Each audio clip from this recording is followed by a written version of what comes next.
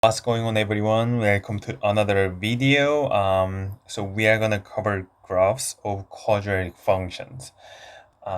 So we've already learned how to plot a line graph. So and then we learned the concepts of gradient or slope, which indicates how steep the line is. But in this time, so usually they are just a linear function. So y equals ax plus b.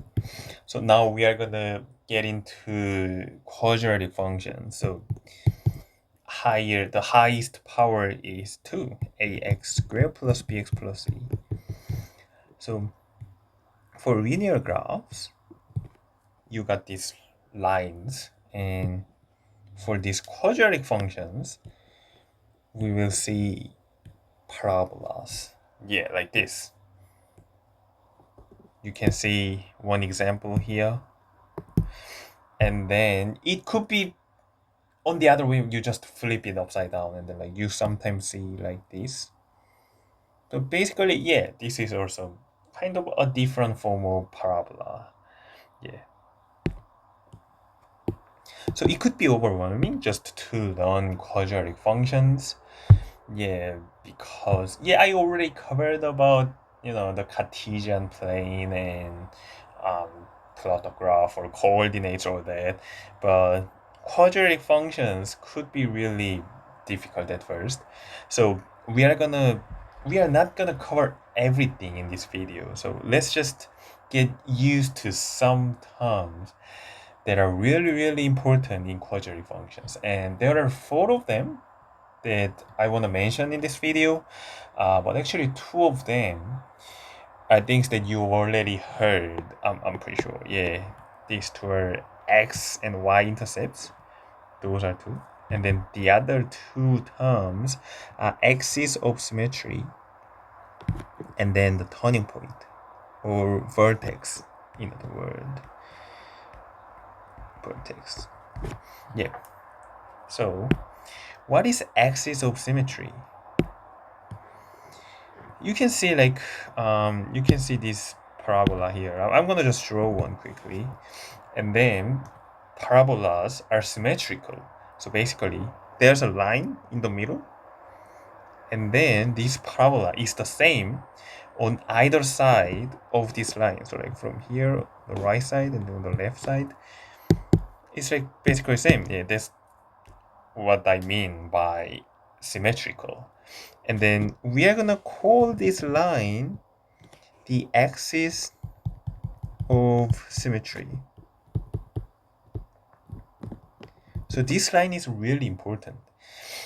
And yeah, like every parabola has one axis of symmetry. It could be anything, like it could be some different forms of parabola, but still has the axis of symmetry. Yeah. Another one is the turning point and vertex. This is the most important point on graphs, on parabolas. Obviously, it's here. Yeah. From this point, I don't know, the trend now changes. And then, and then this is usually kind of the minimum point, the lowest point in this form.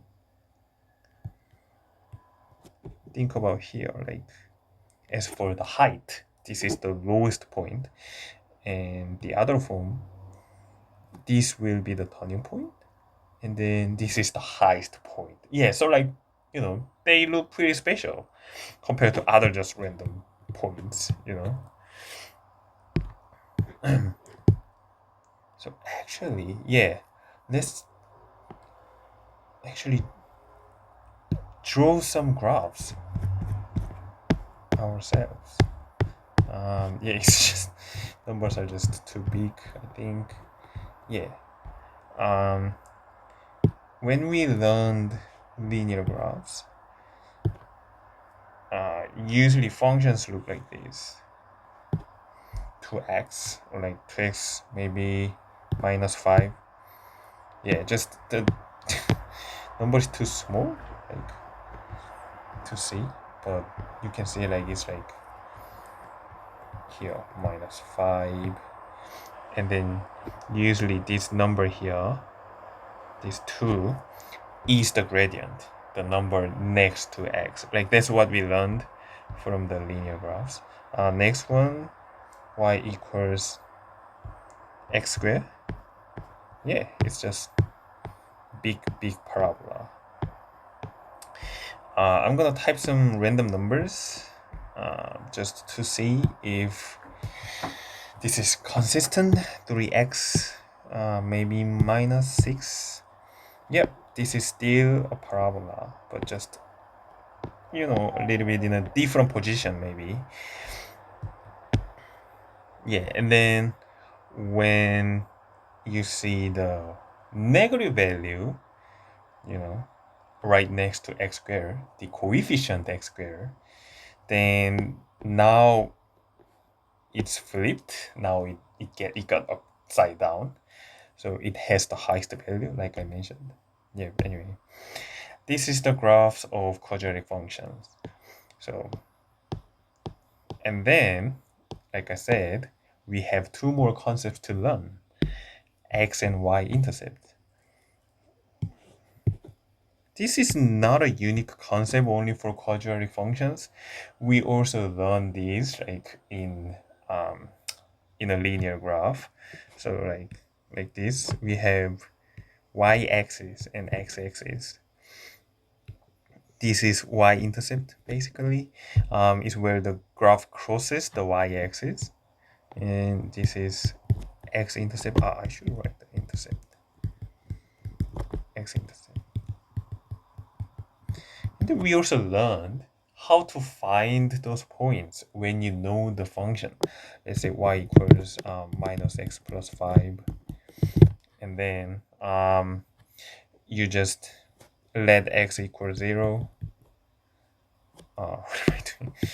Yeah, let x equal 0, and then see the y value.